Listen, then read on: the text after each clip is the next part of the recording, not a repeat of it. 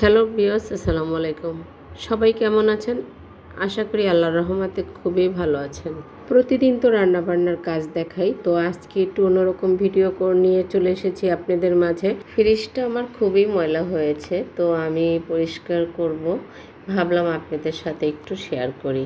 রান্নাবান্নাগুলো আমার আগেই হয়ে গেছে, আজকে একটু তাড়াতাড়ি করেছি যেহেতু ছুটির দিন, বাসায় আছে সবাই।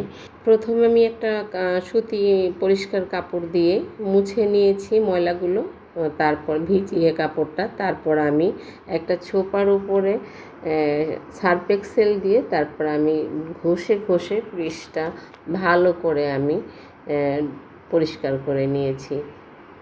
এরপরে আমি সুতি কাপড়টা ভিজিয়ে ভিজিয়ে আবারও মুছে নিচ্ছি আর কি সাবানটা।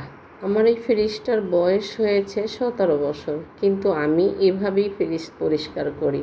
সার্ফ এক্সেল দিয়ে পুরো ফ্রিজ আমি এভাবে পানি দিয়ে পরিষ্কার করি। ফ্রিজটা আমার নাম হয়েছে এলজি বাটারফ্লাই। সার্ভিসটা আমার খুব ভালো দিয়েছে ফ্রিজটা, এখনও কোনো মেকারের কাছে নিতে হয় নাই। আমি কিন্তু আমার ফ্রিজের অ্যাড দিচ্ছি না বাটারফ্লাই, কিন্তু আমার ফ্রিজটা খুব ভালো পড়েছে। মানে আমি এভাবে সাবান দিয়ে সার্ফ এক্সেল দিয়ে পানি দিয়ে ধুই, কখনো আমার ফ্রিজে কোনো সমস্যা দেখা দেয় নাই, সেটাই আমি আর কি বলছি। ফ্রিজের যে কাচের তাকগুলো আছে, তারপরে দরজায় যে পকেটগুলো আছে, ছোপা দিয়ে আর সার্ফ এক্সেল দিয়ে এরকম ঘষে ঘষে পরিষ্কার করি। আর কলের নিচে রেখে আমি ভরা বালতির ভিতরে দেখেন কিভাবে ধুয়ে নিচ্ছি। কল ছেড়ে পানির নিচে ডুবিয়ে না ধুলে আমার মনে হয় যে ময়লা থেকে গেছে, এভাবেই আমি ধুয়ে নেই। যাই হোক, আমরা যেহেতু গৃহিণী, আমাদের সংসারের কাজের কোনো শেষ নেই। একটু সময় পেলেই মনে চায় যে এটা করি ওটা করি ওটা করি। তো আজকে ফ্রিজটা আমি নর্মালটা জাস্ট একটু পরিষ্কার করে নিচ্ছি, আপনাদের সাথে একটু শেয়ার করছি।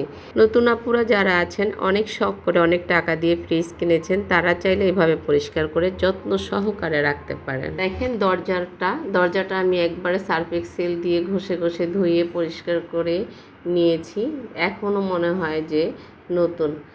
এবার আমি ফ্রিজের ভিতরে যে একটা ছিদ্র আছে দেখেন, এই ছিদ্র থেকে উপর থেকে পানি ঘেমে ঘেমে কিন্তু এটার ভিতরে পড়ে। সেই পানি ঘেমে যখন ময়লা হয়ে যায়, ময়লাটা আমি কিভাবে পরিষ্কার করি। অনেক ময়লা জমে গেছে, এই ছিদ্রটা যখন বন্ধ হয়ে যায় ময়লায়, তখন কিন্তু পানিগুলো সব ড্রয়ারের ভিতরে চলে যায়। 5 থেকে 6টা কটন বার নিয়ে আমি এভাবে ফ্রিজের ভিতর থেকে, এই ছিদ্রর ভিতর থেকে আর কি ময়লাগুলো তুলে নিয়েছি। অনেক সময় নিয়ে তুলেছি, আরও ময়লা ছিল, কিন্তু আমি ভিডিওটা এডিটিং করেছি, সেই ক্ষেত্রে আমি পুরো ভিডিওটা তো আপনাদেরকে দেখাতে পারিনি। নর্মাল ফ্রিজটা পরিষ্কার করতে আমার প্রায় 1.5 ঘন্টা লেগেছে, কিন্তু আমি মাত্র 4 মিনিটের ভিডিওটা করেছি আপনাদের সাথে। বুঝতেই পাচ্ছেন কতটুকু কাট সেট করেছি। যাই হোক, এখন আমি ভিতরে ড্রয়ারগুলো আর পকেটগুলো সেট করে নিচ্ছি। প্রতি সপ্তাহে আমি একবার নর্মাল পরিষ্কার করি আর মাসে একবার ডিপ পরিষ্কার করি। নতুন আপুদেরকে বলছি, আপনারা হয়তো মনে করেন যে ফ্রিজ সাবান দিয়ে পানি দিয়ে ধুলে নষ্ট হয়ে যায়। জি না, ফ্রিজ যত যত্ন করে আপনি ধুয়ে পরিষ্কার করে রাখবেন, ততই আপনার জিনিস ধরে রাখতে পারবেন।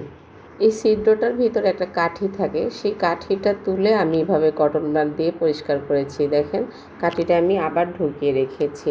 খুবই তাড়াতাড়ি করছি। নামাজ পড়ে এসে যদি দেখে যে আমি এখনও গোসল করি নেই, কাজ করছি, তাহলে অনেক রাগারাগি করবে।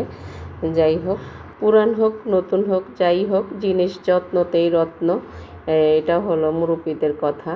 আমি সব জিনিসগুলোই এভাবে নিজের হাতেই করতে পছন্দ করি। এসব বানানো কাজ করি বলে অনেক বকা খেতে হয়, তারপরও করি। কাজ করতে ভালো লাগে, আর রান্না বান্না করতে তো আরও বেশি ভালো লাগে। আপনাদের সাথে এখন আমার একটা বন্ধুত্বর মতো হয়ে গেছে, সব কিছুই মনে চায় আপনাদের সাথে শেয়ার করি। দেখেন, আমার ডিপটা পুরো বাজারে ভরপুর। গ্রাম থেকে আমার শাশুড়ি মাছ পাঠাইছে অনেক, তো এই মাছগুলো খাওয়া হলে অন্য কোনো দিন আমি ডিপটা পরিষ্কার করব। আমি যেদিন মনে করি যে আমি ফ্রিজ পরিষ্কার করব, রাত্রে আমি বন্ধ করে রাখি, দুপুরবেলা গোসলের আগে পরিষ্কার করি। আর ফ্রিজ পরিষ্কার করার পরে 2 ঘন্টা পরে আমি ফ্রিজ চালু দিই। 2 ঘন্টা পরে আমি ফ্রিজটা অন করে দিচ্ছি। ভিডিওটি ভালো লাগলে একটা লাইক দিয়ে দিবেন। আজকে এই পর্যন্তই, আল্লাহ হাফেজ।